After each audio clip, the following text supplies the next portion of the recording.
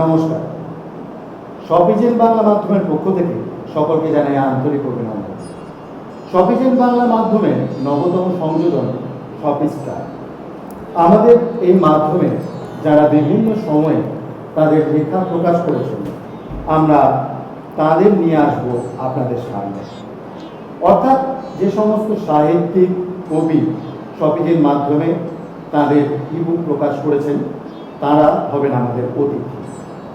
আজ আমাদের এই শপিস্টার অনুষ্ঠানের প্রথম অনুষ্ঠানে আপনাদের সামনে আমরা যাকে উপস্থিত করব, তার আলাদা করে পরিচয় করিয়ে দেওয়ার প্রয়োজন পড়ে না, কারণ তিনি শুধু শপিজেনের স্টার নন, তিনি বর্তমান বাংলা সাহিত্যের অন্যতম নক্ষত্র। আমরা শপিজেন বাংলা মাধ্যমের পক্ষ থেকে আন্তরিক অভিনন্দন জানাই অর্পিতা সরকার। নমস্কার। নমস্কার। শপিজেন বাংলার পক্ষ থেকে আন্তরিক অভিনন্দন। ধন্যবাদ। চিরাচরিত ইন্টারভিউয়ের বাইরে গিয়ে আমরা চাই যে আমাদের এই কথোপকথনটা একটু গল্পের মতো হোক। ওনার সম্বন্ধে কিছু বলুন, আমি শপিজেনের সম্বন্ধে কিছু বলবো। একটা ঘরোয়া আড্ডা বলা যেতে পারে আমাদের এই আলাপচারিতাকে। তো প্রথমটা আমি একটু জেনারেলি অন্যান্য ইন্টারভিউতে করে না, আমি একটু সিরিয়াস প্রশ্ন দিয়ে শুরু করতে চাইছি। আচ্ছা ম্যাডাম, আপনি খেতে বেশি ভালোবাসেন না লিখতে বেশি ভালোবাসেন? লিখতে, অবশ্যই লিখতে বেশি ভালোবাসি। আচ্ছা, আমার একটা তাহলে ভুল ধারণা ছিল, কারণ যে পরিমাণ খাওয়ানোর ছবি বা পোস্ট দেখি, তো এটা একটা মজা হলো। আরেকটা জিনিস জানতে চাইবো যে আপনার এই লেখার যে আপনার মধ্যে সাহিত্যের ব্যাপারটা কীভাবে এলো? এটা কি আপনার বংশগত, নাকি হঠাৎ করে আপনার মধ্যে একটা সাহিত্য প্রতিভা ভর করলো? কীভাবে আপনার মধ্যে সাহিত্যের ব্যাপারটা এলো? বংশগত বলতে আমার দিদা খুব ভালো কবিতা লিখতেন। তো আমি দিদার কবিতা বহুবার ক্লাস 11-12 পড়ার সময়তে দিদার কবিতা বহু জায়গায় আবৃত্তি করেছি। মাসিমণিও লিখতেন, মা তো এখনও মা লেখেন। মায়েরও বইপত্র আছে, উপন্যাস, গল্প সংকলন সবই আছে। কিন্তু এরা যে লিখতো বা লিখছে বা লিখতেন, এর মধ্যে এই ব্যাপারটার মধ্যে আমি কখনোই ছিলাম না। আমার ওই একটা ক্লাস 9-এ স্কুল ম্যাগাজিনে একটা ছোট গল্প লেখা ছাড়া আর কিছু কখনো সেরকমভাবে লিখিনি। তারপর তো প্রথম আমার লেখা শুরু হয়েছে 2015 সালে। আমি সোশ্যাল মিডিয়ায় একটা অ্যাকাউন্ট খুলেছিলাম, যেখানে টুকটাক অল্প একটু লেখা বা মনীষীদের জন্মদিন এরকমই অল্প একটু লেখালেখি করতাম। তারপর বিভিন্ন পেজে লেখালেখি। 2016 শেষ দিকে আমার নিজস্ব ব্লগ ফেসবুকে এক চিলতে রোদ্দুর। ওই সময় থেকে এখনো পর্যন্ত আর অবসর পাইনি। আপনার যে উত্থানটা অনেক সাহিত্যিকের কাছে ঈর্ষার কারণ, বা আমি মনে করি যে এইরকম উল্কার গতিতে কোনো একজন সাহিত্যিকের সাহিত্য জগতেই পরিচিতি পাওয়াটা, যতদূর সম্ভব আপনার প্রথম বই প্রকাশিত হয় 2017 সালে। 2017 নভেম্বর। তার আগে আপনি ফেসবুকে বিভিন্ন পেজে গ্রুপে লেখার পরে আপনার নিজের পেজে লেখা শুরু করেন। তো আপনার এই যে হঠাৎ কেন মনে হলো যে আমি ফেসবুকের লেখার থেকে, মানে সোশ্যাল মিডিয়ার থেকে আমার বই, আমি এই সাহসটাকে পেলেন কী করে যে আমি বাঁধানো বই বা প্রিন্টেড ফর্ম বা হার্ড কপি যাই বলি, যে এতে আমি আসতে পারি? না, এটা আমি ঠিকঠাক করে আমি নিজে ভাবনা চিন্তা কিছু করিনি। আমার যখন পেজের মেম্বার 35 থেকে 40 হাজার, তখন আমাকে বিভা পাবলিকেশন থেকে অফার করা হয়েছিল যে ম্যাডাম আমরা একটা বই করতে চাই। তো তখন আমার প্রথম আমার বই সম্পর্কে যে ধারণাটা একটা ছিল যে নতুন রাইটারদের একটা সেলফ ফান্ডিং করতে হয় বা রয়্যালটি পায় না, মানে কেউই পান না, এরকম একটা আমার ধারণা তৈরি হয়েছিল। তো আমি প্রথম প্রশ্নটাই করেছিলাম যে আমি কিন্তু বই করলে সেলফ ফান্ডিং করবো না, এবং আপনারা রয়্যালটি কত দেবেন? তো ওনারাও হয়তো একটু অবাক হয়েছিলেন, যার একটা বইপত্র বেরোয়নি তার প্রথম প্রশ্নে। তো উনি বলেছিলেন না, আমরা আপনাকে 10% রয়্যালটি দেবো, 8 থেকে 10% রয়্যালটি দেবো, আর আমরা বই আপনার বার করতে চাই। তো আমাকে তখন অনেকেই বলেছিল যে সোশ্যাল মিডিয়াতে ওই 10K 8K লাইক দেখে বই যারা প্রকাশ করেছে, বই কিন্তু সোশ্যাল মিডিয়ার পাঠকরা বই কিনে পড়েন না, সোশ্যাল মিডিয়ার পাঠকরা ফেসবুকেতে গল্প পড়তেই অভ্যস্ত। তো আমারও এরকম একটা অদ্ভুত টাইপের ধারণা তৈরি হয়েছিল সকলের কাছে শুনে শুনে। তো দেখা না দেখায় নেশা, যখন বিভা পাবলিকেশন থেকে আমার ফার্স্ট বই 12টা গল্প নিয়ে একটা গল্প সংকলন, সেই বইটা যখন বেরিয়েছিল, তারপর বইটা প্রকাশ পাবার পর 15 থেকে 20 দিন প্রিবুক হয়েছিল। প্রিবুকেতে আমাকে বিভা পাবলিকেশনের কর্ণধার ফোন করে বলেছিলেন, ম্যাডাম 575 কপি প্রিবুক হয়েছে 20 দিনে, এবং আমি 600 কপি বইতে প্রিবুকে 3 দিন ধরে সাইন করেছিলাম প্রত্যেকের নাম ধরে, যেটা এখন আর আমার পক্ষে সম্ভব হয় না। মানে আমি বইতে সিগনেচার দিই, শুভেচ্ছা বার্তা দিই, কিন্তু ওই নাম ধরে যে অর্ডার অনুযায়ী যেটা করা, ওটা আর পেরে উঠি না, সময় পাই না। তো এটা আমার একদম প্রত্যাশার বাইরে ছিল। তারপরও যেটা হলো, আমি বইমেলাতে যখন বসে আমি ঢুকছি, দেখছি বিশাল লাইন বিভা পাবলিকেশনের সামনে, এবং পাশাপাশি লোকজন আলোচনা করছেন এখানে এই পাবলিকেশনে কে এসছেন। তো ওনারা বলছেন অর্পিতা সরকার এসছে। আমি ভাবছি আমি এসছি বলে এই লাইনটা হয়েছে।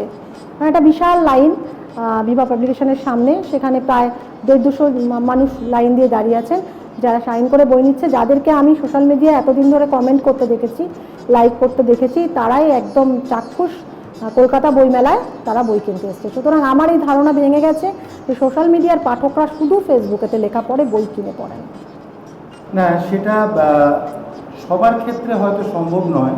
আপনার লেখার গুণমান সেই ব্যাপারে পাঠকরা আগে থেকেই অবহিত ছিলেন, তারা জানতেন আপনার লেখার গুণমানের বিষয়ে, সেটার জন্য তারা আপনার লেখা পড়ার ব্যাপারে হয়তো উৎসাহ দেখিয়েছেন। সবার ক্ষেত্রেই যেটা সম্ভব হবে নাও হতে পারে।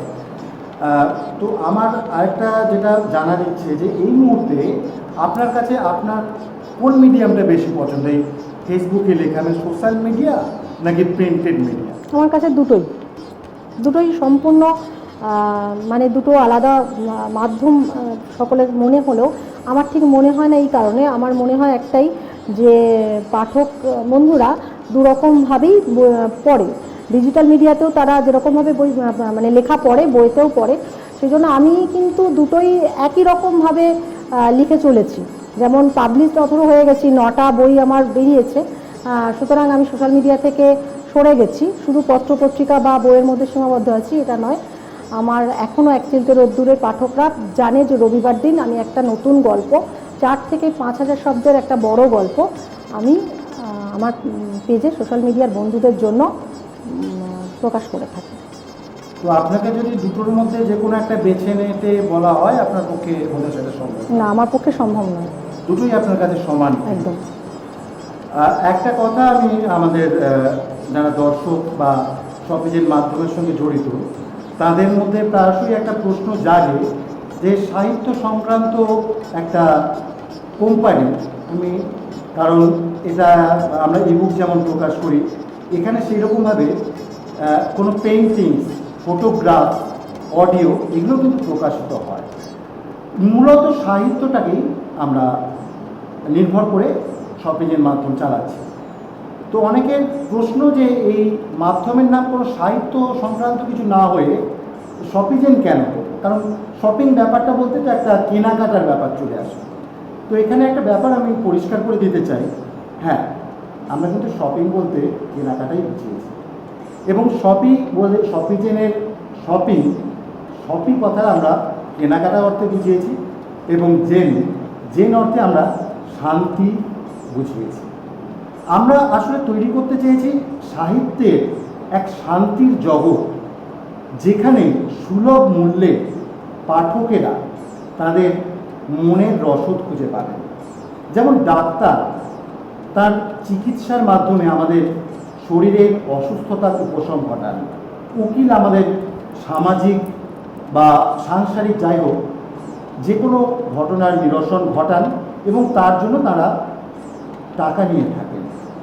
তো আজকে সাহিত্যিকরা যারা রচনা করেন, তাদের কাছে তাদের রচনা কিন্তু সন্তানের তুল্য।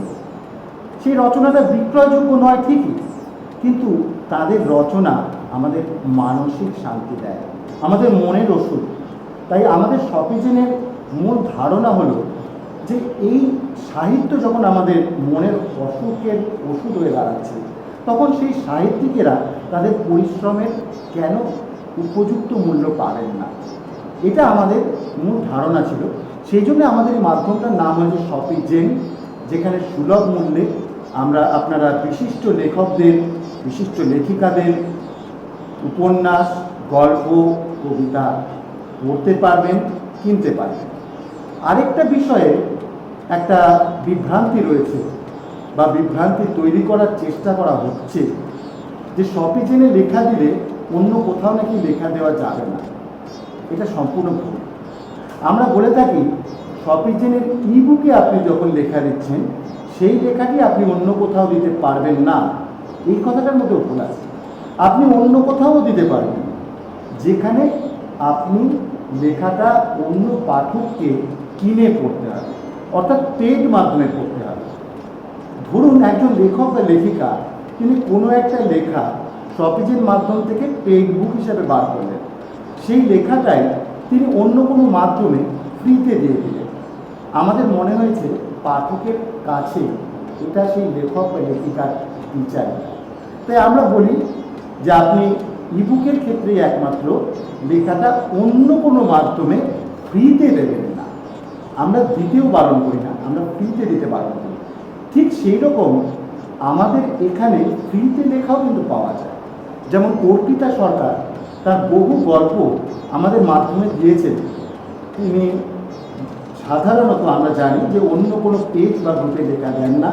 আমাদের সৌভাগ্য যে তিনি শপিজেনে তার লেখা দিয়েছেন এবং তার লেখাগুলো সাহিত্যপ্রেমীরা বিনা পয়সায় পড়তে পারছে। এবং এরকম কোনো ব্যাপার নেই যে তিনি শপিজের মাধ্যমে তার ওই লেখাগুলো দিয়েছেন বলে অন্য জায়গায় এই লেখাগুলো দিতে পারবেন না। যে কোনো জায়গায় তিনি তার লেখা দিতে পারেন। দুটো বিভাগ রয়েছে, মুক্ত এবং পেড। মুক্ত বিভাগে যখন আপনি লেখা দিচ্ছেন, যে কোনো মাধ্যমে আপনি সেটা ফ্রি হিসাবে দিতে পারেন। কিন্তু ইবুক মাধ্যমে বা পেড মাধ্যমে আপনি যখন লেখা দিচ্ছেন, তখনও আপনি অন্য জায়গায় সেই লেখাটা দিতে পারেন, একমাত্র যেখানে দাম নির্ধারিত রয়েছে, পাঠককে কিনে পড়তে হচ্ছে। এই বিভ্রান্তিটা ছড়িয়েছে বা ছড়ানোর চেষ্টা করা হচ্ছে। আমি কিছুটা চেষ্টা করলাম এই বিভ্রান্তিটা মেটার। আচ্ছা ম্যাডাম, আমার আপনার কাছে পরের প্রশ্ন যে আপনার যে বিভিন্ন ধরনের আমি যে গল্পগুলো পড়েছি, আপনার উপন্যাস বা গল্পগুলো, সেগুলো বেশিরভাগই একটু দীর্ঘ হয়, একটু বড় ধরনের লেখা আমরা আপনার কাছ থেকে পাই। তো এই লেখাগুলোতে আমার বিভিন্ন বন্ধু বান্ধব, আমার আত্মীয় স্বজন, আমার মা, তারা যখন এই লেখা আপনার বইটা পড়েন, তারা, যেমন আমি আপনাকে একটা ছোট্ট উদাহরণ দিচ্ছি। আমার মা আপনার একটা বই আমার কাছ থেকে পড়তে নিয়ে গেল। স্বাভাবিকভাবেই বইয়ের ব্যাপারে আমি খুব পজিটিভ। কিছুদিন হয়ে যাওয়ার পরেই আমি মাকে জিজ্ঞেস করলাম যে আচ্ছা মা, তুমি যে অর্পিতা সরকারের বইটা নিয়ে গেছিলে, তুমি তো আমাকে এখনো ফেরত দিলে না, 1 সপ্তাহ হয়ে গেল। মা বললো হ্যাঁ, তোমার কি পড়া হয়নি? তো যে আমার পড়া হয়ে গেছে, 2বার পড়েছি, আরেকবার পড়ছি। তো আপনার এই উপন্যাসে এমন কি থাকে যে মানুষ 2বার পড়ার পর 3বার পড়ছে, বারে বারে পড়ছে, সেই চরিত্রগুলোর সাথে নিজেদের রিলেট করতে পারছে, মেশাতে পারছে? এটা কি আপনাকে কষ্ট করে লিখতে হয় যে অনেক খাটাখাটনি করে, যাতে মানুষ আপনার সৃষ্ট চরিত্রের সাথে রিলেট করতে পারে, নাকি আপনার নিজের অনুভূতি থেকে এটা আসে? না, শুধু অনুভূতি থেকে বলবো না। আমি যখন যেখানে যাই, যে কোনো মানুষের সাথে কথা বলি, তখন আমি মানে কি বলবো, তখন সে যে কথাগুলো বলছে বা তার পারিপার্শ্বিক যে অবস্থাটা, সেটা বোঝার চেষ্টা করি। সেক্ষেত্রে আমার উপন্যাস বা গল্পে আমি যখন ওই ধরনের কোনো চরিত্র তৈরি করার চেষ্টা করছি, তখন বাস্তব থেকেই কিন্তু উঠে আসছে আমার গল্প বা উপন্যাসের চরিত্ররা। যে কারণে অনেকেরই, আমার পাঠকরাও, পাঠক বন্ধুরা অনেকেই আমাকে এই কথা বলেছেন যে দিদি, এটাকে আমাদের প্রতিবেশী মনে হয়েছে এই চরিত্রকে, বা কখনো মনে হচ্ছে এটা আমি। এই যে রিলেট করার ব্যাপারটা আমার মনে হয় এই কারণেই হয়েছে যে আমি, আমার গল্পের নায়িকারা কখনোই কোনো রূপকথার অবাস্তব জগৎ থেকে আসেনি, একদম বাস্তবের, কখনো মধ্যবিত্ত জগৎ বা কখনো উচ্চবিত্ত জগৎ, এখান থেকেই তৈরি হয়েছে। যে কারণে হয়তো পাঠক বন্ধুরা একবার পড়ার পর দ্বিতীয়বার পড়ার ইচ্ছাটা তাদের তৈরি হয় এবং আমি নিজে বাংলায় মাস্টার্স হলেও যেটা করার চেষ্টা করি সবসময়তে, যে সাধারণ পাঠক যেন গল্পটা পড়ার সময়তে কোনো জায়গাতেই তারা থেমে না যায়, থমকে না যায় ভাষার জটিলতার জন্য। এটা হয়তো আমার পাঠকদের আকর্ষিত করে, আমার মনে হয়। হ্যাঁ, সেটা আপনার উপন্যাস পড়ার সময় আমি নিজেও অনুভব করেছি যে যখন আপনার কোনো উপন্যাস পড়ি, মনে হয় যেন চোখের সামনে দৃশ্যগুলো আমার ভাসছে, এবং কোনো একটা চরিত্রের সঙ্গে মনে হয় যেন এই চরিত্রটা আমি। অবশ্যই খারাপ চরিত্রগুলোকে নিজেকে মনে করি না, তো মনে হয় যেন এটা আমারই দেখা চরিত্র বা অন্য কোনো চরিত্র যেটা আমার দেখা আমার পাশে। তো স্বাভাবিকভাবে বোঝা যায় যে আপনার চরিত্রগুলো একটা প্রাণ পায়, আপনার লেখার মধ্যে দিয়ে একটা প্রাণ পায়, যার মধ্যে একটা চলচ্চিত্র ধর্মী একটা উপন্যাস আপনার হয়। আমার চোখের সামনে আমি যেন দৃশ্যটাকে দেখতে পাচ্ছি। আরেকটা আমার যেটা প্রশ্ন, যে আপনার বেশিরভাগ উপন্যাসের ক্ষেত্রে আমরা দেখে থাকি যে আপনি একটা মিলনান্তক সমাপ্তি ঘটান। তো এইটার পিছনে কোনো কি বিশেষ কারণ রয়েছে? কারণ বলতে আমার যেটা একদম ব্যক্তিগত ধারণা, যে আমাদের সাধারণত প্রত্যেকের জীবনে এতটাই জটিলতা আছে, প্রত্যেকের জীবনেই জটিলতা আছে। তো সে সাংসারিক হোক বা কর্মক্ষেত্রে হোক, সমস্ত ব্যাপারই একটা জটিলতার মধ্যে দিয়ে আমাদের যেতে হয়। সেখানে আমরা যখন অ্যামাউজমেন্টের জন্য একটা বই পড়ছি, আনন্দ উপভোগ করার জন্য, তখন আমি বইটা শেষ করলাম, পরপর 10জন মারা গেছে, সব মানে একটা শবযাত্রা চলেছে একটা শ্মশানের চিত্র দিয়ে। আপনার দিনের শেষে যখন আপনি একটু আনন্দ উপভোগ করার জন্য বইটা পড়ছেন, তখন কিন্তু আপনার মনটা আরও বেশি ভারাক্রান্ত হয়ে যাবে।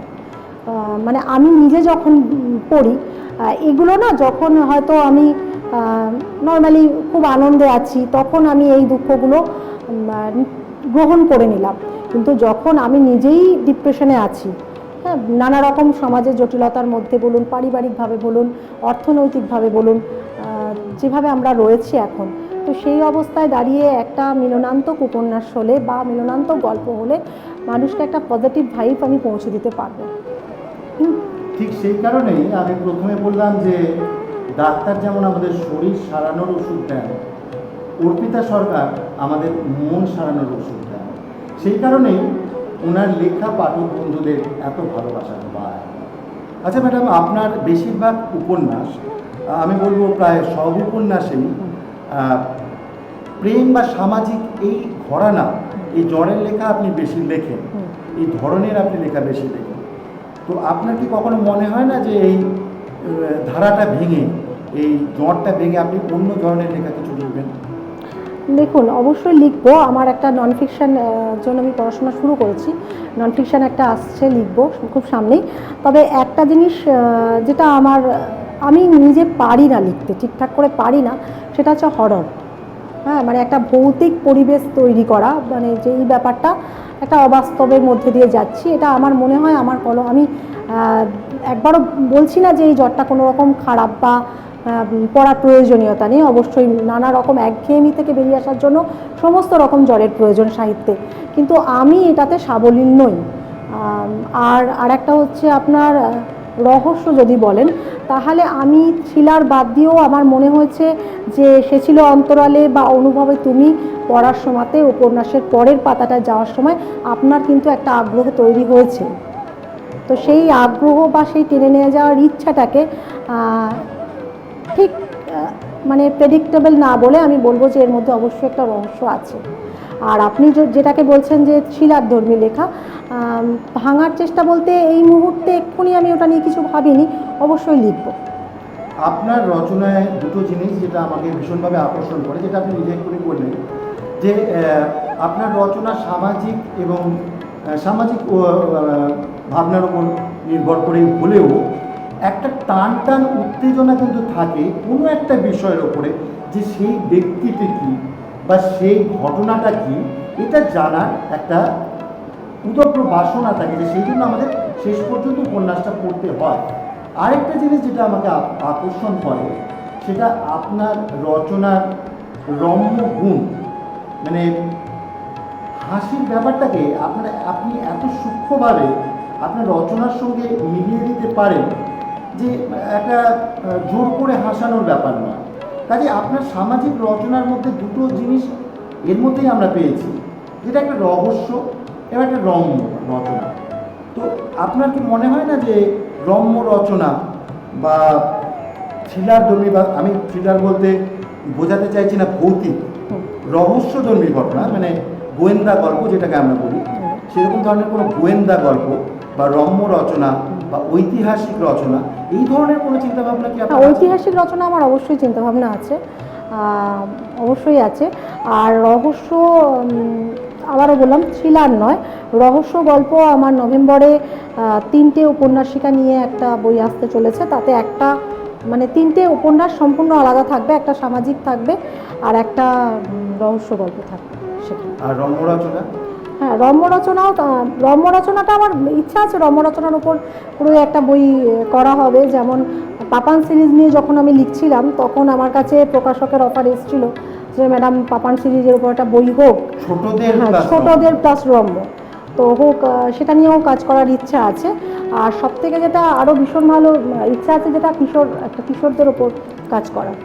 কাজে আপনার কাছ থেকে আমরা ভবিষ্যতে আরও বিভিন্ন ধরনের লেখা পাবো এই আশা রাখছি। শপিজিনের পক্ষ থেকে আমি আন্তরিক ধন্যবাদ জানাই শপিজিন মাধ্যমে আপনার উপন্যাস হারিয়ে যাওয়ার আগে প্রকাশ করার জন্য। এবং আমরা সত্যি বলতে আশ্চর্য হয়ে গেছিলাম, আমি জানি না আপনি নিজেও ভাবতে পেরেছিলেন কি না, যে প্রকাশের একদিনের মধ্যে 24 ঘন্টার মধ্যে 200 কপি বিক্রি হয়েছিল, কোনো রকম প্রমোশন ছাড়া। কোনো রকম প্রমোশন ছিল না, না আমাদের দিক থেকে না ওনার দিক থেকে। 24 ঘন্টার মধ্যে 200 কপি বিক্রি হয়েছে। আপনি কি ভাবতে পেরেছিলেন যে 24 ঘন্টায় আপনার ইবুক 200 কপি শপিজেন বাংলা মাধ্যম থেকে বিক্রি হবে? প্রথম কথা, আমার ইবুক এটাই প্রথম, শপিজেন বাংলার মনস্তাত্ত্বিক উপন্যাস হারিয়ে যাওয়ার আগে। উপন্যাসটা তো অনেক পাঠকই পড়েছেন। তো আমার এর আগে যেটা হয়েছিল, নীরবে তোমায় দেখি গল্প সংকলনটা 24 ঘন্টায় আপনার 124 কপি প্রিবুক হয়েছিল। সেখানে শপিজেন বাংলার হারিয়ে যাওয়ার আগে রেকর্ড ভেঙে দিয়েছে, কারণ 24 ঘন্টায় একটা পার্থক্য আছে। হ্যাঁ, এটা একদম শপিজেনে কিন্তু কোনো প্রি বুকিং ছিল না। এবং শপিজেন বাংলা ভাবতে বাধ্য হয়েছে আপনার উপন্যাসটার পরে যে পরবর্তীকালে আপনি যখন উপন্যাস দেবেন আমরা প্রি বুকিং চালু করব।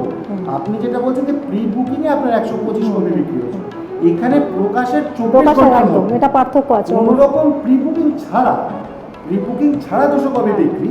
এবং আপনার হয়তো মনে থাকে সেই সময় আমাদের সার্ভারে একটা সমস্যা ছিল। সেদিনকে সার্ভারে প্রচুর জন আমাকে জানিয়েছে যে আমি কিনতে পারছি না। হ্যাঁ, আপনার ফোন আসছিল আমার কাছে, মেসেজ পাচ্ছি না যে আমরা কিনতে পারছি না।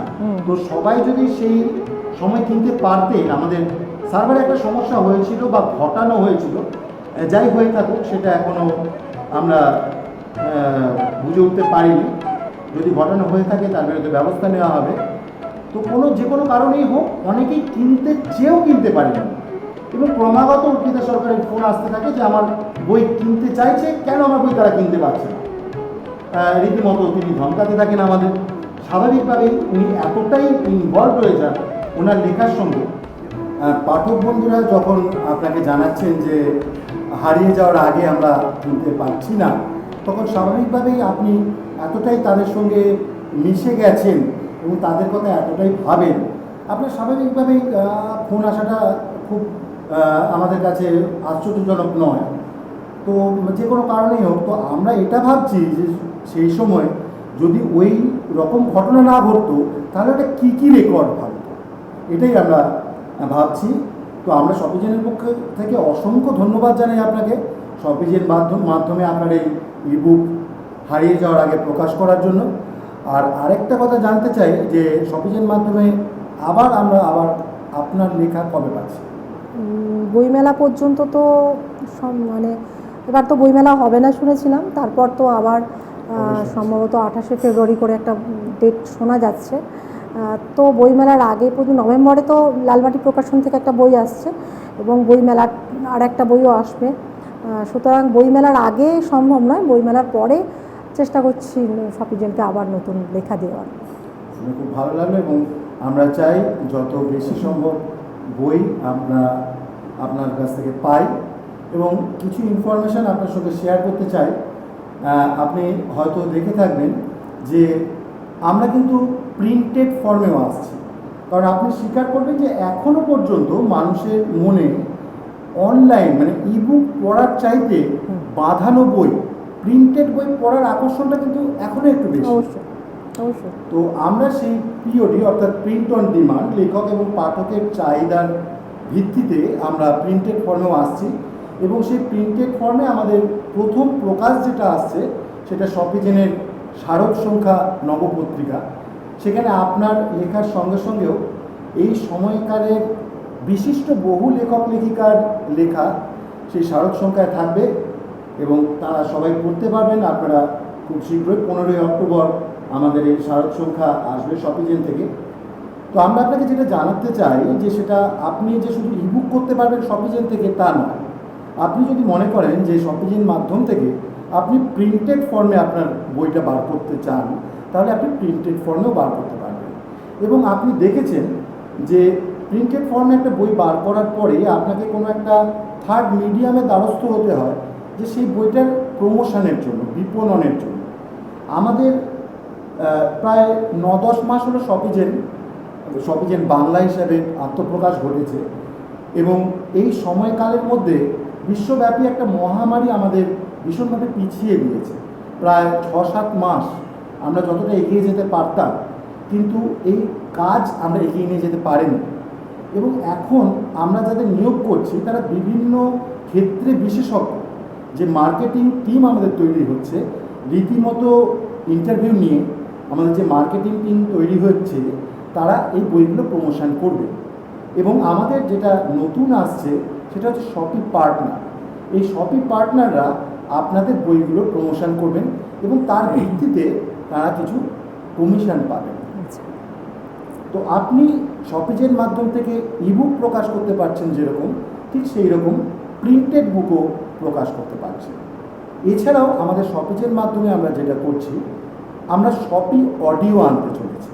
শপি অডিওতে মনে করুন আপনার কোনো গল্প বা উপন্যাস পাঠ করা হলো, সেই গল্প বা উপন্যাস আমরা মানে খুব পরিচিত এবং ভালো বাচিক শিল্পীদের দিয়ে পাঠ করাবো। তারা যেরকম টাকা পাবেন সেই রকম আপনিও টাকা পাবেন, আপনার রয়্যালটি পাবেন শপি অডিওতে। শপি ভিডিও আসছে, যেটা আমাদের আলটিমেটলি আসবে। শপি ভিডিওতে আমরা আপনার কোনো উপন্যাসের চলচ্চিত্রায়ন করলাম, সেটা শর্ট ফিল্ম হতে পারে, ডকুমেন্টারি হতে পারে, শর্ট মুভি হতে পারে।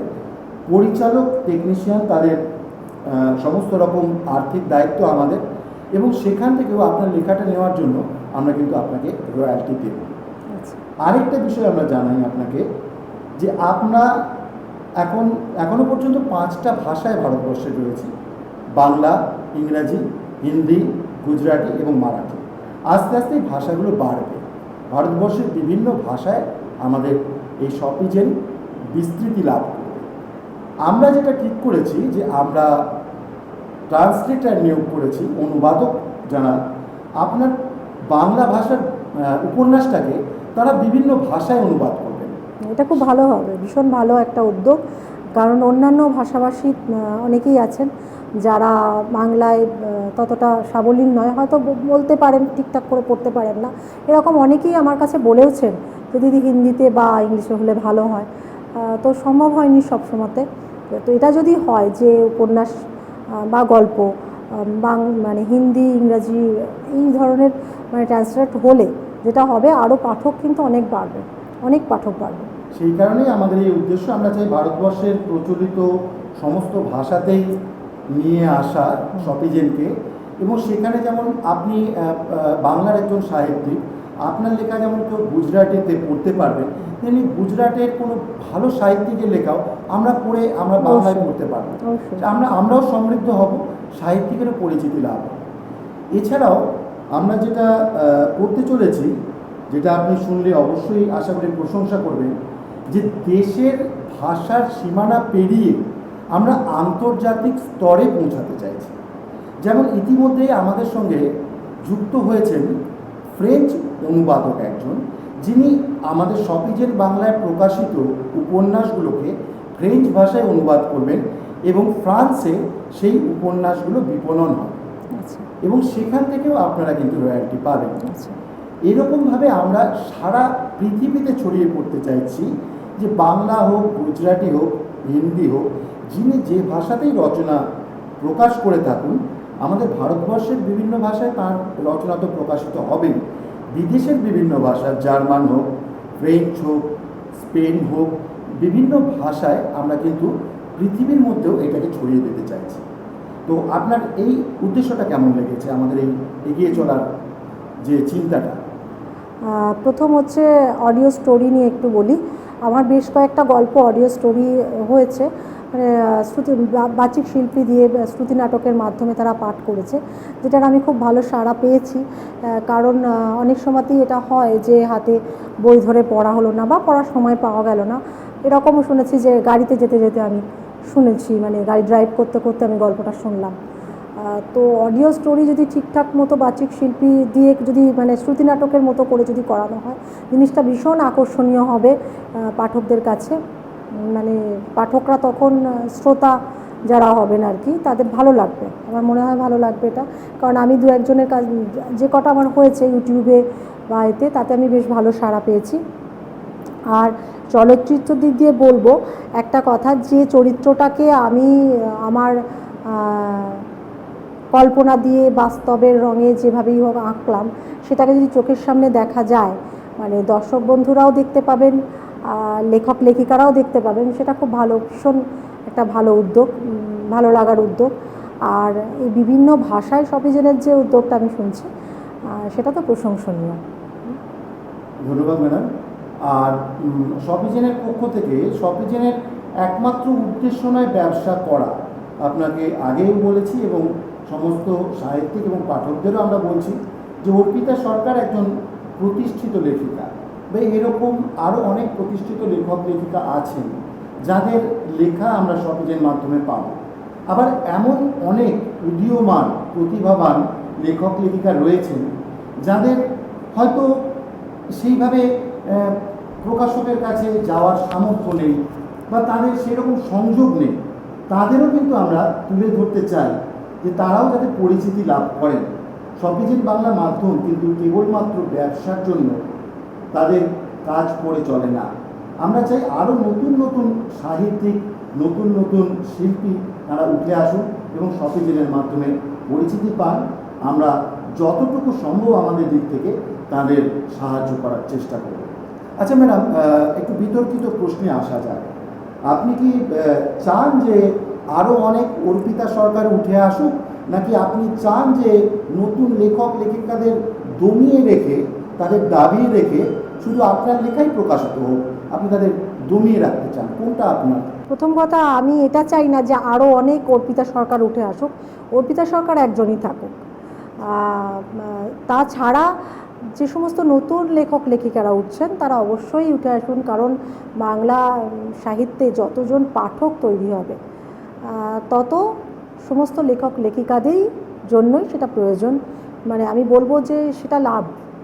কেননা আজকে যদি আমি 10 জন পাঠক তৈরি করতে পারি, তাহলে সেই পাঠকের মধ্যে যদি পড়ার নেশাটা একবার আসে, তখন আমার বই যেমন কিনবে, তেমনি আরেকজন সাহিত্যিকের, আরেকজন লেখক লেখিকার বইও সমানভাবেই সে কিনবে।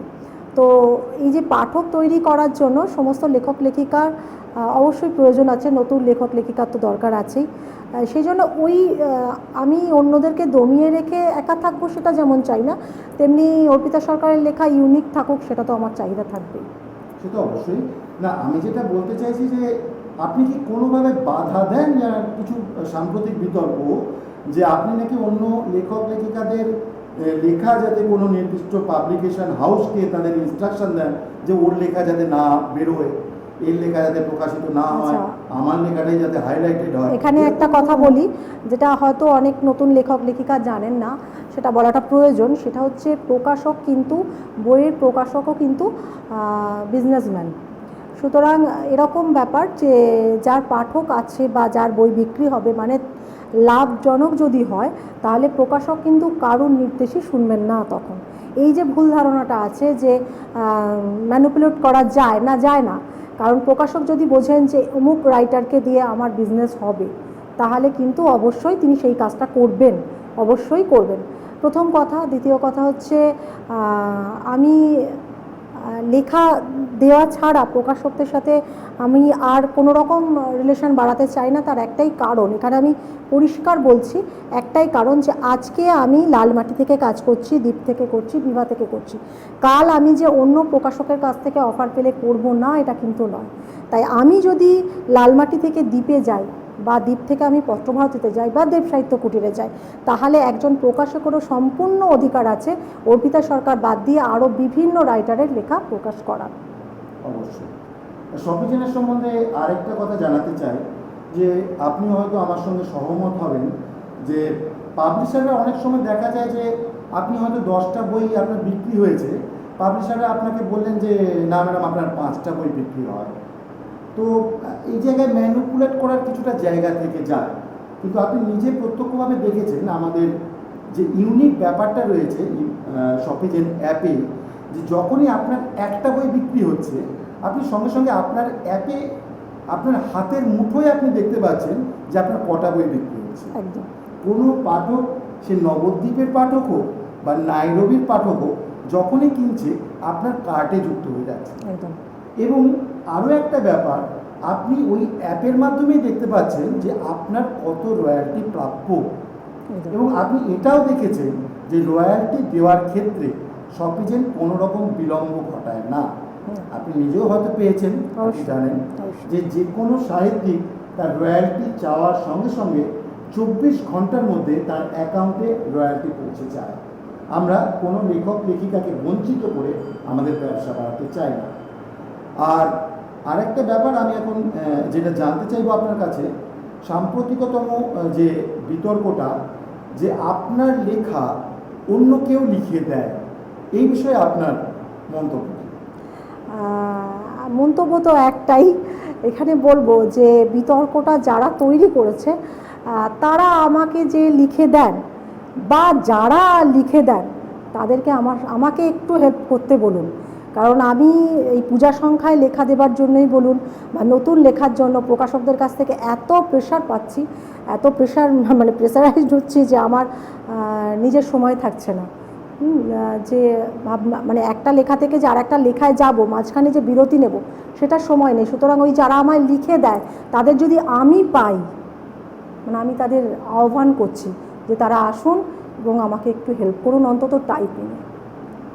এছাড়া আর কিছু বলার আছে কি মনে হয়? না, আমার আরেকটা বলার আছে যে যারা বলছেন যে অন্য কেউ লিখে দেন, তো সেই ব্যক্তিকে নিয়ে আসার দায়িত্বটাও তাদের অবশ্যই তাদের, এবং আমার হেল্প হবে। আমি বললাম তো ওটাই বলছি, আমার ভীষণ হেল্প হবে যদি সত্যি ওরকম কেউ লিখে দেন। কারণ লেখার পর এডিট করতে হয়, এডিটিংয়ে দেখা যায় প্রচুর ভুল থাকে, যেটা প্রথম লেখার সময়তে টাইপো হয়ে গেছে, বা সেই সময় লেখার ভাবনার মধ্যে এমনভাবে ছিলাম যে ওই বানানটা ভুল লিখেছি, পরবর্তীকালে এডিট করার জন্য একটা বড় সময় যায়, তখন দেখা যায় অনেক শব্দ চেঞ্জ হচ্ছে, অনেক কিছু হচ্ছে, ভুলভ্রান্তি। এবং আমি আমার পাঠকদেরকে দায়িত্ব দিই যে ফার্স্ট এডিশানে যদি কোনো রকম ভুল থাকে আমাকে যেন সঙ্গে সঙ্গে তারা জানান আমাকে, তাহলে আমি সেকেন্ড এডিশানে সেই টাইপোগুলো বা সেই ভুলগুলো আমি সংশোধন করি। এটা কিন্তু আমার পাঠকদের সবাইকে বলা থাকে যে কোনো রকম ভুল থাকলে আমাকে ইনবক্স করুন বা আমাকে জানান। একটা লেখার জন্য যথেষ্ট পরিশ্রম হয় প্রত্যেকটা লেখক লেখিকাকে। এবং আর একটা কথা বলছি যে সিরিজ যখন একদম নিচের ধাপে থাকে, যখন কেউ দেখতে পায় না, তখন কিন্তু এই সমালোচনাগুলো চারপাশে ভিড় করে আসে না। যখনই আমি ওই সিঁড়ির মাঝামাঝি যাই তখন এই সমালোচনাগুলো নিচের থেকে টেনে নিয়ে আসার চেষ্টা করে। আগে এটাই খুব হার্ড হতাম, এখন তো বেশ ভালো লাগে, এনজয় করি। আচ্ছা আচ্ছা, আপনি আপনার লেখার সমালোচনা কীভাবে নেন? আমি বলতে চাইছি যে অনেকে বলেন যে আপনি অহংকারী, তো আমার এখানে দুটো প্রশ্ন আপনি একসাথে উত্তর দিন, যে আপনি অহংকারী না আত্মবিশ্বাসী প্রথমত, এবং দ্বিতীয়ত আপনার লেখার সমালোচনাকে কি আপনি অহংকারের চোখে দেখেন যে না আমি যেটা লিখেছি সেটাই ঠিক, নাকি আপনার লেখার সমালোচনাটাকে আপনি সহজভাবে স্বাভাবিকভাবে নিতে পারেন? প্রথম কথা হচ্ছে সমালোচনা কোনটা এটা আগে বোঝা দরকার। সেটা হচ্ছে গঠনমূলক সমালোচনা। একটা লেখার চরিত্রের ক্ষেত্রে আপনি একটা লিখলাম, আপনি হয়তো বললেন এর এন্ডিংটা ঠিকঠাক হলো না ম্যাডাম, এর এন্ডিংটাতে আপনার নৈরিতকে আরেকটু টাইম দেওয়া দরকার ছিল, বা আপনি অনেকের সাথে ঠিক ব্যবহার করেননি। অহনাকে হাইলাইট করেছেন। আমি একটা আমার নতুন উপন্যাস অনুভবে তুমি দ্বীপ প্রকাশন থেকে বেরোলো, সবে মাত্রই প্রকাশিত হয়েছে এবং ভীষণ ভালো সাড়া পেয়েছি। তো এখানে যদি আমাকে কেউ এই ধরনের আলোচনা করেন, যে সেটা আমি যথেষ্ট মানে স্পোর্টিং নিই, যে হ্যাঁ ঠিক আছে, তার মানে আমাকে পরবর্তীকালে পাঠকদের এই চাহিদাটা পূরণ করতে হবে, যে তারা কিন্তু এটা চাইছেন। তাতে যদি আমার আরও 10টা পাতা বাড়াতে হয়, আর একটু চরিত্রগুলোকে চিত্রায়ন করতে হয়, তাহলে করতে হবে। এটা হচ্ছে গঠনমূলক সমালোচনা, যেটা আমি সমৃদ্ধ হব। আমি কেন, প্রত্যেকটা লেখক লেখিকা চান যে গঠনমূলক সমালোচনা হোক। এবার হচ্ছে মেরুদণ্ড ভেঙে দেওয়ার মতো সমালোচনা। আপনি সোশ্যাল মিডিয়ায় একটা গল্প পোস্ট করলেন, যে গল্পটা আপনার রিডিং পড়তে অন্তত 15 থেকে 20 মিনিট লাগবে, সেই গল্পটা জাস্ট পোস্ট করার সঙ্গে সঙ্গে আপনার কমেন্ট বক্সে এলো একদম ভালো হয়নি, অসার গল্প, কিছু নেই। আপনি বুঝবেন যে এই সমালোচনাটা সমালোচক নয়, শুধুমাত্র 3 সেকেন্ডের মধ্যে পোস্ট দেখে যে কমেন্ট করছে সে লেখাটাই পড়েনি। সে অর্পিতা সরকারকে হিংসা করে, বা আপনাকে হিংসা করে, বা অন্য কোনো লেখক লেখিকাকে হিংসা করে। সেই জন্য সে তার মেরুদণ্ড ভেঙে দেওয়ার জন্য এটা করছে, যে আপনি খুব উৎসাহ নিয়ে একটা গল্প পোস্ট করলেন, সেটা সঙ্গে সঙ্গে এরকম একটা রেসপন্স এলো, তখন নতুন যারা লেখক তারা মনে করবে তাহলে কি আমি লেখার যোগ্য নই, তাহলে কি আমি লিখবো না, আমি কি পিছিয়ে যাব। এটাকে আমি সমালোচনা বলবো না। কারণ সমালোচনা কথাটার মধ্যে সম আলোচনা, তাই যিনি লিখছেন তাকে যেমন এরকমভাবে নিতে হবে সমালোচনাটা, যিনি পাঠক তাকেও খুব ভালো করে বুঝতে হবে যে কোনটা সমালোচনা, কোনখানটাতে আমি ঠিকঠাক করে আলোচনা করব, কোনটাতে লেখক লেখিকা আঘাত না পাবেন, পরবর্তী লেখায় তার উন্নতি হবে, আমি সেরকমভাবেই সমালোচনা করব। এটা একটা কথা। আর একটা হচ্ছে আমরা অহংকার না আত্মবিশ্বাস। আমি তো নিজের ক্ষেত্রে মনে করি যে আমি আত্মবিশ্বাসী, কারণ আমাকে কিন্তু সোশ্যাল মিডিয়ায় রেগুলার গল্প দিয়ে পাঠক বন্ধুদেরকে বোঝাতে হয়েছে অর্পিতা সরকার কেমন লেখে। আজকে 300 টাকা দিয়ে বইটা কিনলে আমি ঠকবো না তো? না, ঠকবো না। মোটামুটি অর্পিতা সরকার যদি কিনি, কম বেশি একদম ফেলে দিতে হবে না। এই জিনিসটা তৈরি করতে হয়েছে, সেটার জন্য আমাকে অনেক প্রতিকূল পরিস্থিতির মধ্যে দিয়ে যেতে হয়েছে। এই যে সমালোচনা বললেন, এটা সমালোচনা না হয়ে ওরকম মেরুদণ্ড ভেঙে দেওয়ার মতো আলোচনা, সেগুলোর মধ্যে দিয়ে যেতে হয়েছে। তো সেই করতে করতে 3.5 বছর একটা আত্মবিশ্বাস তৈরি হয়েছে, যে হ্যাঁ আমি পারবো। সেটাকে যদি অহংকার মনে হয় তাহলে তো আমিও পারো, আমার কিছু বলার নেই। আত্মবিশ্বাসের পরিচয় তো আমরা অবশ্যই পেয়েছি, যেখানে নিশ্চিন্ত সরকারি চাকরি ছেড়ে দিয়ে যদি কোনো ব্যক্তি সাহিত্যকে আঁকড়ে ধরতে পারে, সেখানে তার সাহিত্য প্রীতি এবং আত্মবিশ্বাস দুটোই পরিচিতি লাভ করে, এবং এটা প্রমাণ করার আলাদা করে প্রয়োজন পড়ে না। আর সোশ্যাল মিডিয়ার আরেকটা কথা আপনাকে বলবো ম্যাডাম, যে সোশ্যাল মিডিয়ায় একজনকে যেমন খুব তাড়াতাড়ি উপরে তুলে দেওয়া যায়, খুব তাড়াতাড়ি একজনকে নিচে নামিয়ে দেওয়া যায়। সমালোচনা আপনি যেটা বলেন সেটা একটা আছে, যে আপনার রচনা সংক্রান্ত সমালোচনা। আবার যে অনেক সময় দেখা যায় যে রচনা সংক্রান্ত সমালোচনাটা পেরিয়ে গিয়ে ব্যক্তিগত সমালোচনায় চলে যায়। তো আমরা এখানে যেমন আপনি বলেন যে দুটোই আপনার কাছে সমান প্রিয়, সোশ্যাল মিডিয়ার যে কোনো ব্যাপারেই দুটো বিপরীত মেরু থাকে, সব জিনিসেরই থাকে সেটা। যেমন পরমাণু আবিষ্কারের ফলে আমরা যেমন পারমাণবিক বোমা পেয়েছি, তেমন আমরা এক্স রে মেশিনও পেয়েছি। তো আমরা শপিজেনের পক্ষ থেকে আরেকটা উদ্যোগ নিয়ে আসছি, যেটা হচ্ছে শপিজেনের, যেটা আপনাকে আগেই বললাম, যে আমরা চাই আপনার কাছেও এরকম নিশ্চয়ই প্রচুর অনুরোধ আসে, যে যারা নতুন লিখছেন তাদের সাহায্য করা। আপনাদের মতো প্রতিষ্ঠিত লেখক লেখিকা সাহিত্যিক কবি তাদের নিয়ে আমরা কিছু ওয়ার্কশপ করতে চাই পশ্চিমবঙ্গের বিভিন্ন জায়গায়, যেখানে একটা গল্প কিভাবে তৈরি করতে হয়, যেভাবে আপনার একটা গল্প বা উপন্যাসকে আপনি মানুষের মনের মধ্যে ঢুকিয়ে দেন, সেটা তাদের আপনি কী করে করেন সেটা আপনি তাদের সাথে আলোচনা করবেন। আপনি আপনার জ্বর নিয়ে করলেন, বিভিন্ন ঘরানার বিভিন্ন লেখক লেখিকা আছেন। তো আমাদের একটা চিন্তাভাবনা আছে, এই ধরনের আমরা ওয়ার্কশপ করব, এই ব্যাপারে আপনার পরামর্শ কী? প্রথম কথা, আমিও ভীষণ নতুন, মানে আমি কাউকে গল্প লেখা ট্রেন করব এটা ঠিক আমার কাছে ঠিক নয়। মানে আমি এখনও কিন্তু ওই লেখিকার পর্যায়ে আছি, সাহিত্যিক হয়ে উঠিনি। সবাই অর্পিতা সরকারের নামের আগে সাহিত্যিক বসান বটে, কিন্তু সাহিত্যটা না একটা দীর্ঘ পরিক্রমার মতো। অনেক আমরা যাদেরকে সাহিত্যিক বলি তাদের 14 বছর, 16 বছর, 18 বছর, 20 বছর তারা সাহিত্য নিয়ে নাড়াঘাটা করতে করতে নিজেদেরকে ভেঙেছেন, গড়েছেন, তারপর তারা সাহিত্যিক হয়েছেন। তো আমি এখনও লিখি, ভালোবেসে লিখি, লেখিকা, পাঠক বন্ধুরা আমার পাশে আছেন, তাই জন্য অর্পিতা সরকার আজকের লেখিকা। সেই জায়গা থেকে দাঁড়িয়ে আমি কতটা শেখাতে পারবো বলতে পারবো না। আমি শুধু এটা বলতে পারি যে অবশ্যই এটা আমি শিখবো। যদি সত্যিই শপিজেন কোনো ওয়ার্কশপ করেন আমি অবশ্যই শিখবো, কেননা শেখার তো মানে কোনো শেষ নেই। না, আপনার কাছেও নিশ্চয়ই এরকম অনেক দেখে দেওয়ার, হ্যাঁ, সেগুলো তো অবশ্যই ভীষণ আসে। আমার পক্ষে সম্ভব হয় না যে দিদি আমি নতুন লিখলাম। খুব ভালো, ভীষণ ভালো উদ্যোগ, এটা ভীষণ ভালো উদ্যোগ। সেক্ষেত্রে আমি একটা কথা বলবো যে গল্প লেখার আগে প্রথম একটা জিনিস কিন্তু মাথায় রাখতে হবে, আমি খুব ভালো পাঠক হতে হবে আগে। কারণ আমি যদি খুব মন দিয়ে একটা লেখা না পড়ি তাহলে কিন্তু আমি লিখতে পারবো না। কারণ আদৌ কি আমার গল্পটাকে আমি সাহিত্য পদবাচ্য বলতে পারি যখন শুধুমাত্র একটা পরপর কথোপকথনকে আমি লিখে গেলাম? অনেক লেখা আসে এরকম যে পরপর একটা কথোপকথন, এই বললো ও বললো, এই দেখলাম ওই দেখলাম। না, এটা আমি যখন পাঠক হিসাবে পড়ছি তখন আমার না মনোগ্রাহী হচ্ছে, না দৃষ্টিপথে কিছু ভেসে উঠছে, কিছুই তৈরি হচ্ছে না। তাই জন্য আগে লেখার আগে প্রথম কি লিখবো বা কিভাবে লিখবো তার ধারণাটা কিন্তু একটা মানুষের তৈরি হওয়া দরকার। তার জন্য দরকার প্রচুর বই পড়া। তো সেটা আগে ওই ওয়ার্কশপ করার আগে আমি যেটা বলবো যে যারাই লিখতে চায়, নতুন যারা লিখতে চায় তাদের ভীষণ দরকার পড়া, প্রথম পড়া। তারপর আপনারা শপিজেনের যে উদ্যোগটা বলছেন সেটা ভীষণ ভালো একটা উদ্যোগ। এই যে আসে বিভিন্ন জন যারা লিখতে চায়, মনের ভাবটা লিখতে চায়, এবং অনেকে কিন্তু খুব ভালো লেখেন, অনেকে কিন্তু সত্যিই খুব ভালো লেখেন, কোনো সুযোগ পাননি বা ওই সোশ্যাল মিডিয়াতে দিয়েছেন তারপরও 3-4টে লাইক পেয়েছে, তার লেখার ইচ্ছাটাও চলে গেছে।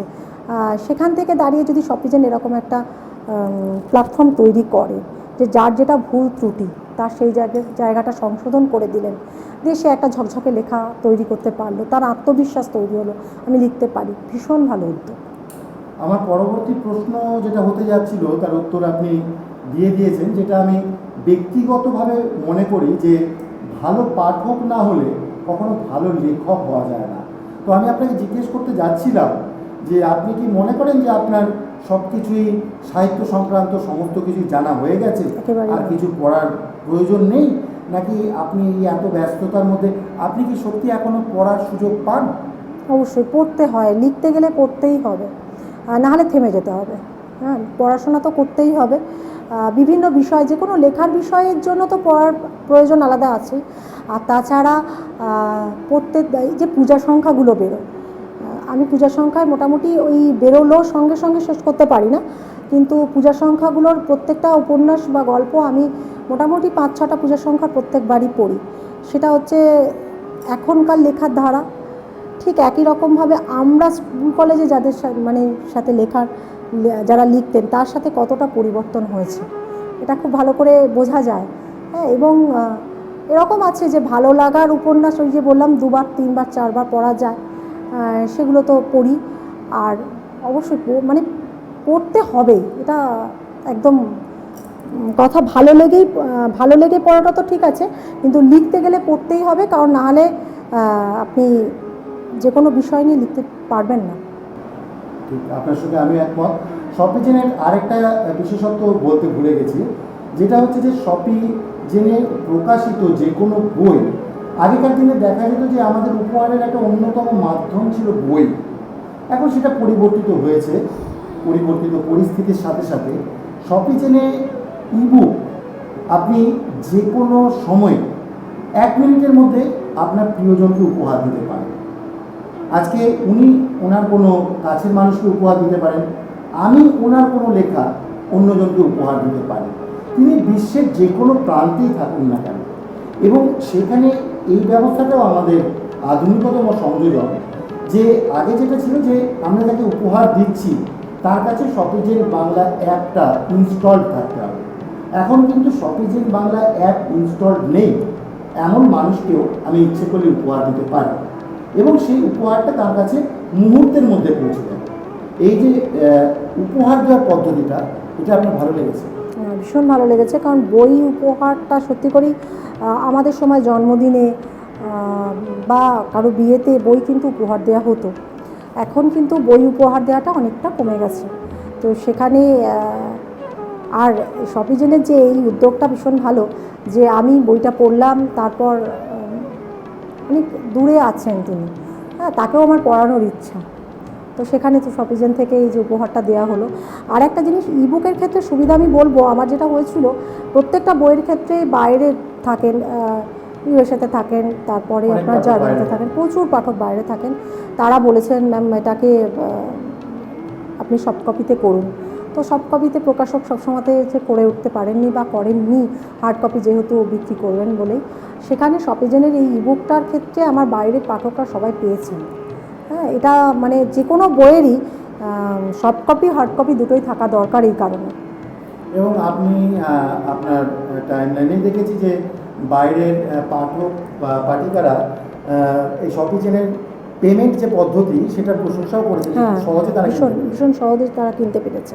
প্রচুর জন এসে বলেছেন যে পেমেন্ট পদ্ধতি খুব ভালো, বা পড়ার যে পদ্ধতিগুলো, যে পার্ট মানে শপিজেনে যেটা হয় আর কি, প্রথম পার্ট দ্বিতীয় পার্ট করে যেভাবে পড়েছেন ওরা একটা উপন্যাসকে, সেটাও খুব ভালো লাগার জায়গায় তৈরি করেছে। এবং আমরা সমস্ত রকম ফেসিলিটি সেটা রেখেছি। নাইট মোড, কোনো বয়স্ক মানুষ তিনি অক্ষরটা বাড়াতে চাইছেন, লাইনটা বাড়াতে চাইছেন, আপনি রাত্রে পড়ছেন, নাইট মোড করছেন, সমস্ত রকমের সুবিধা সেখানে রাখা হয়েছে। এবং সেখানে রিভিউ দেওয়ার সুবিধা আছে সুন্দরভাবে। পাঠকরা যে পাতাটা পড়ে তাদের বেশি ভালো লেগেছে তার তলাতেও তারা রিভিউ দিতে পেরেছে, প্রত্যেকটা পর্বে রিভিউ দিতে পেরেছেন। হ্যাঁ, মানে লেখক লেখিকার কাছে ওটা খুব প্রাপ্তি যে কেউ একজন বইটা পড়ে ইনস্ট্যান্ট রিভিউটাও তিনি দেখতে পাচ্ছেন। এগুলো তো শপিজেনের অবশ্যই মানে প্রশংসনীয়। এবং আমাদের কোনো রকম আপনার বই বিক্রির ক্ষেত্রে আমাদের কোনো রকম লুকোনো জায়গা নেই। কোনো সাহিত্যিক বা কোনো পাঠক যদি মনে করেন যে আমরা কোনোভাবে মেশিনটা সফটওয়্যারটাকেও কোনো পরিবর্তন করতে পারি, আমাদের কোম্পানির পক্ষ থেকে তাদের কাছে খোলা আহ্বান রইল যে আমাদের হেড অফিস গুজরাটের আহমেদাবাদে, তাদের আমরা নিজেদের খরচে নিয়ে যাব, তারা দেখে নেবেন সেখান থেকে যে আমরা ওখানে কোনোভাবে মেশিনে কোনো পরিবর্তন করতে পারি নাকি সফটওয়্যারে। অর্পিতা সরকার যদি যান, তিনি দেখে নেবেন, তিনি তার কোনো পরিচিত বাইরের পাঠক বা পাঠিকাকে বললেন ঠিক আছে তুমি একটা বই কিনে দেখো তো, যে আমি দেখি যে আমার এখানে অ্যাপে আমি দেখতে পাচ্ছি কিনা যে সেই বইটা এখানে যুক্ত হলো কিনা। তো পুরো ব্যাপারটাই শপিজেন খুব স্বচ্ছভাবে করতে চায়, স্বাভাবিকভাবে করতে চায়, এবং শুধু ব্যবসায়িক দৃষ্টিভঙ্গিতে নয়, আমরা চাই যে আরও নতুন সাহিত্যিক শপিজেন বাংলার থেকে উঠে আসুন, যারা সব মহিমায় উজ্জ্বল হয়ে ওঠে। তো আমি আপনাকে যে ব্যাপারটা শেষের দিকে বলতে চাইছি যে শপিজেন বাংলা মাধ্যম থেকে একজন সাহিত্যিক কতভাবে লাভবান হচ্ছে। আমরা সেটা চাই, আমরা সাহিত্যিকদের মর্যাদা দিতে চাই, তাদের এই অক্লান্ত পরিশ্রমের মূল্য দিতে চাই। ইবুক থেকে আপনি রয়্যালটি পাবেন, আপনার প্রিন্টেড বুক থেকে আপনি রয়্যালটি পাবেন, আপনার শপি অডিওর থেকে আপনি রয়্যালটি পাবেন, শপি ভিডিওর থেকে আপনি রয়্যালটি পাবেন। ভারতবর্ষের যে সমস্ত ভাষায় আপনার সাহিত্যগুলো অনুদিত হবে সেই অনুদিত ভাষার থেকে আপনি রয়্যালটি পাবেন আপনার উপন্যাসে। এবং ভারতবর্ষের বাইরে বিশ্বের বিভিন্ন দেশে অন্য ভাষায় যে অনুদিত হবে আপনাদের উপন্যাসগুলো, সেখান থেকেও আপনার রয়্যালটি পাবেন। তো আমার মনে হয় না বর্তমানে ভারতবর্ষে এমন কোনো মাধ্যম আছে যে মাধ্যমে এতগুলো জায়গার থেকে কোনো একজন সাহিত্যিক রয়্যালটি পান। তো এই আমাদের চিন্তা ভাবনাটা আপনি কি সমর্থন করেন? হ্যাঁ, অবশ্যই। রয়্যালটি তো এটা একটা বড় প্রশ্ন, লেখক লেখিকাদের রয়্যালটি দেওয়ার ব্যাপারটা। আর একটা যেটা সবথেকে ভালো উদ্যোগ সেটা হচ্ছে যে বিভিন্ন ভাষাভাষীর মানুষের কাছে আমার লেখাগুলো পৌঁছে যাওয়া। এটা ভীষণ ভালো উদ্যোগ। মানে আমি যেহেতু আমার পাঠক বন্ধুদের সবসময় বেশি গুরুত্ব দিয়ে থাকি, সেখানে অন্য একটা জায়গার অন্য ভাষাভাষীর মানুষ আমার লেখা পড়ছেন, এটা আমার ভীষণ প্রিয় একটা ব্যাপার। মানে যদি শপিজেন যেটা করতে চলেছেন ভীষণ ভালো। আর বাদবাকি যে সমস্ত বিষয় থেকে রয়্যালটি পাওয়ার কথা বলছেন, এত বিষয় থেকে তো লেখক লেখিকারা রয়্যালটি পান না। তো হার্ড কপি বেরোলে প্রকাশকের কাছ থেকে শুধু বই আকারে বেরোনোরই ব্যাপার থাকে। এবার সব বই মানে সব উপন্যাস বা গল্প চলচ্চিত্রায়ন হয়ও না। আমার যেমন প্রাণের আলাপটা আমি সত্ত্ব বিক্রি করেছি চলচ্চিত্রের জন্য। আমি জানি না এখনও মানে শুটিং শুরু হয়নি। তো সেক্ষেত্রে শপিজেনের এই উদ্যোগকে অবশ্যই প্রশংসনীয় তো ভীষণ বটেই। আর অন্য কোনো মাধ্যমে লেখক লেখিকাদের এতটা সুযোগ দেওয়া হয় না। মানে একটা মাধ্যমেই আপনি যদি একটা ইবুক করেন, একটা ইবুক থেকে আপনি কিন্তু 5 থেকে 6 রকমভাবে আপনি রয়্যালটি পাচ্ছেন। সেখানে আপনাকে আলাদা করে কোনো রকম পরিশ্রম বা কিছু করতে হচ্ছে না। তো আমরা শেষের দিকটা চলে এসেছি আমাদের সাক্ষাৎকারে। শেষের দিকটা আমরা একটু অন্যরকম করতে চাই, আমরা র্যাপিড ফায়ার রাউন্ডে চলে যাই। আমি আপনাকে দ্রুত কিছু প্রশ্ন করব, আপনি আপনার মনের মতো উত্তর দেবেন যেটা আপনার মনে আসে। আপনার প্রিয় সাহিত্যিক? প্রিয় সাহিত্যিক আমার নারায়ণ সান্যাল আর শিশুন্দ্র মুখোপাধ্যায়। প্রিয় কবি? বিশ্বকবি রবীন্দ্রনাথ ঠাকুর, জয় গোস্বামী। আপনার প্রিয় বই? পার্থিব, যাও পাখি। নারায়ণ সান্যাল আমি সব বই পড়েছি, সবই প্রিয়। আপনার প্রিয় সিনেমা? বাংলা হিন্দি যে কোনো কিছু হতে পারে। 3 ইডিয়টস অনেকবার দেখেছি, খুব ভালো লেগেছে। আপনার প্রিয় অভিনেতা? ঋত্বিক রোশন। আপনার প্রিয় অভিনেত্রী? প্রিয় অভিনেত্রী ওরকমভাবে আমি কিছু এক্ষুনি বলতে পারছি না। মোটামুটি আমার যে মুভিগুলোতে দেখি সেগুলো আমার কাজলকে ভীষণ ভালো লাগে হিন্দিতে। ছোটোবেলায় মার কার কাছে সবচেয়ে বেশি খেয়েছেন? আমার মা মারতো না, মা চিরকালই বকাবকি করতো। মার খেয়েছি বাপির কাছে। আচ্ছা, আপনি কোন জায়গায় ঘুরতে যেতে সবচেয়ে বেশি ভালোবাসেন? পাহাড়। স্কুল কলেজ পালিয়ে সিনেমা দেখতে বা বন্ধুদের সঙ্গে ঘুরতে গেছেন? না, স্কুল থেকে কখনো পালিয়ে যাওয়ার ব্যাপার ছিল না। কলেজেও আমি ওমেন কলেজে পড়তাম, তো কলেজে আমাদের সুপারভিশন রাগী ছিলেন। ইউনিভার্সিটি থেকে সিনেমা দেখতে গেছি বন্ধুদের সঙ্গে? বন্ধুদের সাথে। আর সেটা কি বাড়িতে বলে না না বলে? না, বাড়িতে না বলেই গেছি। আচ্ছা, আমার শেষ প্রশ্ন যেটা, সেটা হচ্ছে যে এই মুহূর্তে ধরুন আপনার হাতে একটা তরবারি দেওয়া হলো, তো আপনি প্রথম কাকে বধ করতে চাইবেন? আপনাকে বধ করতে চাইবো, কারণ আপনি অনেকক্ষণ সময় আমার নিয়েছেন। এবার এটাকে শেষ করলে খুশি হব। আচ্ছা, তাহলে আমাদের আর ঝুঁকি না নিয়ে আমাদের সাক্ষাৎকার পর্ব এখানে শেষ করে দেওয়াই ভালো, কারণ উনি যেটা বলেছেন সেটা ওনার পক্ষে করা সম্ভব আমি জানি। শপিজেন বাংলার পক্ষ থেকে সামান্য শ্রদ্ধা ম্যাডাম, ধন্যবাদ। আমরা আমাদের সাক্ষাৎকার পর্ব, আমাদের শপি স্টারের প্রথম অনুষ্ঠান আজকে এখানে শেষ করছি। নমস্কার। নমস্কার।